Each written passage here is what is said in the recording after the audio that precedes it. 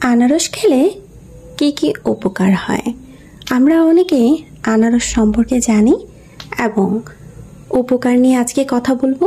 পরবর্তীতে আপনারা চাইলে আমি অপকার নিয়েও কথা বলবো। আসসালামু আলাইকুম। আশা করি যে যেখান থেকেই দেখছেন সবাই অনেক বেশি ভালো আছেন। আনারস খেলে হজম শক্তি বাড়ে, শরীর থেকে টক্সিন দূর হয়, হাড় শক্তিশালী হয় এবং দাঁত ও মাড়ির স্বাস্থ্য ভালো থাকে। এতে থাকা ভিটামিন সি ও অন্যান্য খনিজ উপাদান শরীরকে সুস্থ রাখতে এবং রোগ প্রতিরোধ ক্ষমতা বাড়াতে সাহায্য করে।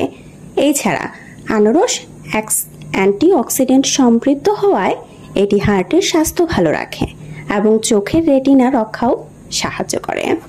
আনারস খাওয়ার উপকারিতা রয়েছে, সেটা হচ্ছে হজম বাড়ায়। আনারসে একটি ব্রোমেলিন নামক এনজাইম থাকে যা হজমে সহায়তা করে এবং গ্যাস ও অম্বল কমাতে সাহায্য করে। শরীরকে ডিটক্সিফাই করে। আনারস লিভার ও কিডনি পরিষ্কার রাখে এবং শরীর থেকে টক্সিন বের করে দিতে সাহায্য করে। হাড় গঠনে সাহায্য করে। এতে থাকা ক্যালসিয়াম ও ম্যাঙ্গানিজ হাড়কে শক্তিশালী করতে সাহায্য করে। দাঁত ও মাড়ির স্বাস্থ্য ভালো রাখে। আনারসে থাকা ক্যালসিয়াম দাঁত এবং মাড়ির স্বাস্থ্য রক্ষায় কার্যকর। রোগ প্রতিরোধ ক্ষমতা বাড়ায়। এতে প্রচুর পরিমাণ ভিটামিন সি থাকে যা শরীরকে বিভিন্ন রোগ ও সংক্রমণের বিরুদ্ধে লড়াই করতে সাহায্য করে। হার্টের স্বাস্থ্য উন্নত করে। আনারসের অ্যান্টিঅক্সিডেন্ট উপাদান অক্সিডেটিভ স্ট্রেস কমিয়ে হার্টের যত্ন নেয়। কোষ্ঠকাঠিন্য দূর করে।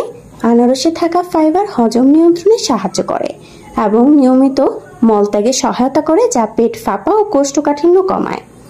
চোখের স্বাস্থ্য রক্ষা করে। এতে থাকা বিটা ক্যারোটিন চোখের রেটিনা নষ্ট করে দেয়া ম্যাকুলার ডিগ্রেডেশন রোগ থেকে রক্ষা করতে সাহায্য করে। ওজন নিয়ন্ত্রণে সহায়তা করে। আনারসে প্রচুর ফাইবার থাকে যা ওজন নিয়ন্ত্রণে রাখতেও প্রচুর সাহায্য করতে পারে। যারা গর্ভাবস্থায় রয়েছেন তারা আনারসকে আপাতত ইগনোর করবেন, পরবর্তী সময়ে আপনার আনারস খাবেন।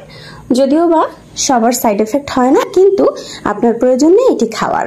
সো পরবর্তী সময়ে আপনি এবং আপনার বাচ্চা সুস্থ থাকলে অবশ্যই খেতে পারবেন।